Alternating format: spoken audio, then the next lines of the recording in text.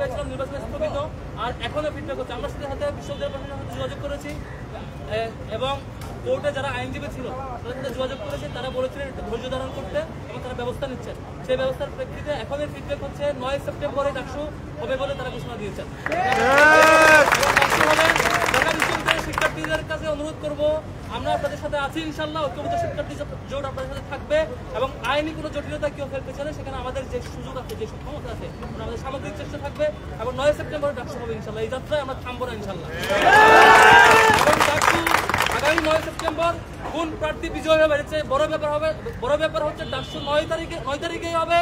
কোন ষড়যন্ত্র ডাকসুকে পেছাইতে পারবে না এবং যারাই জিতবে শিক্ষার্থীরাই জিতবে ইনশাল্লাহ। আমরা সাংবাদিকদের ধন্যবাদ জানাচ্ছি। ডাকসু 9 সেপ্টেম্বর হচ্ছে। ঢাকা বিশ্ববিদ্যালয়ের শিক্ষার্থীদেরকে অনুরোধ করবো আপনারা শান্ত থাকবেন এবং আমরা ফিডব্যাক পেয়েছি ডাকসু ইনশাল্লাহ 9 সেপ্টেম্বর হচ্ছে। সমাপনী ওখানে আসবে আনসারিক কাইম। আসসালামু আলাইকুম সাংবাদিক বন্ধুগণ, ভাই জোরে একটা আকাঙ্ক্ষা হচ্ছে বাংলাদেশের প্রতিটি ক্যাম্পাসে ক্যাম্পাসে ছাত্র সংসদ নির্বাচন হওয়া এবং সেই আলোকে আপনারা দেখতে পাচ্ছেন ইতিমধ্যে বাংলাদেশের বড় বড় ক্যাম্পাসগুলোতে ছাত্র সংসদ নির্বাচনের তফসিল ঘোষণা করা হয়েছে। তফসিল ঘোষণা করার পর থেকে আমরা একের পর এক ষড়যন্ত্র দেখতে পাচ্ছি। বাংলাদেশে যারা ফ্যাসিবাদ কায়েম করেছিল, পতিত ফ্যাসিস্ট হাসিনা এবং তার দোসররা, তারা পরাজিত হওয়ার পরে আজকে ছাত্র সংসদ নির্বাচন বন্ধ করার জন্য সামনে থেকে এবং পিছন থেকে বিভিন্নভাবে ষড়যন্ত্র করছে।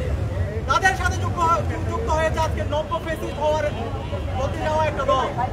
আমরা অনুরোধ করব, আমরা বাংলাদেশের সকল রাজনৈতিক দল, ছাত্র সংগঠনকে অনুরোধ করব, এই সমস্ত ষড়যন্ত্রকারীদের বিরুদ্ধে আপনাদেরকে সচেতন থাকতে হবে। যে নির্বাচনের তারিখ দেওয়া হয়েছে 9 সেপ্টেম্বর ডাকসু নির্বাচন হতে হবে ইনশাআল্লাহ। ছয়টা আকাঙ্ক্ষা, সেটা হচ্ছে আমাদের জুলাইয়ের আকাঙ্ক্ষা। বিশ্ববিদ্যালয় প্রশাসনকে আমরা অনুরোধ করব, আপনাদের আইন উপদেষ্টা আছে, আপনাদের দায়িত্ব হচ্ছে যে তারিখে নির্বাচনের সময় দেওয়া হয়েছে সেই তারিখের মধ্যে নির্বাচন হইতে হবে। সেই তারিখের মধ্যে নির্বাচন না হলে ঢাকা বিশ্ববিদ্যালয়ে জুলাই শিক্ষার্থীরা যেভাবে নেমে এসেছিল সেভাবে সারা দেশের মুক্তিকামী মানুষের রাস্তায় নেমে পড়বে। আমরা ইতিমধ্যে জানতে পেরেছি হাইকোর্ট যে রায় দিয়েছিল সেটা তারা স্থগিত করেছে। আমরা সবাইকে দায়িত্বশীল আচরণ করার জন্য অনুরোধ করছি। ডাকসু উপলক্ষে যে উৎসব বিরাজ করছে ক্যাম্পাসে, সে উৎসবকে আমরা যেন আরো ভালোভাবে ছড়িয়ে দিতে পারি, আমরা দায়িত্বশীল আচরণ করতে পারি, সেই উদাত্ত আহ্বান সবার প্রতি রাখছি। সবাইকে অসংখ্য ধন্যবাদ। সাদিক ভাই, বারবার এরকম গায়েবী সিদ্ধান্তে আপনারা বিব্রত কিনা? এই যে বারবার গায়েবী সিদ্ধান্ত হয়, সেনাবাহিনী মোতায়েন হবে না, এরকম আমরা এগুলো ফিডব্যাক দিয়েছি। সম্মানিত সাংবাদিক বন্ধুগণ, আজকে যে ইস্যু, সেই ইস্যুতে আমরা প্রেস কনফারেন্স থেকে বের হয়ে খোঁজ নেওয়ার চেষ্টা করেছি এবং যারা আইনজীবী সেখানে ছিলেন তাদেরকে আমরা অনুরোধ করেছি যাতে এটি আজকে ব্যবস্থা নেওয়া হয়।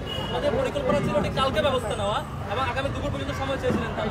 আমরা অনুরোধ করেছি ক্যাম্পাসের শিক্ষার্থীদেরকে অস্থিতিশীল করার চেষ্টা অনুসারে আমরা শেখাবো এবং এখন যে বিষয়টি হচ্ছে হাইকোর্টের আদেশ স্থগিত করেছে মাননীয় চেম্বার অফ আদালত, যে কারণে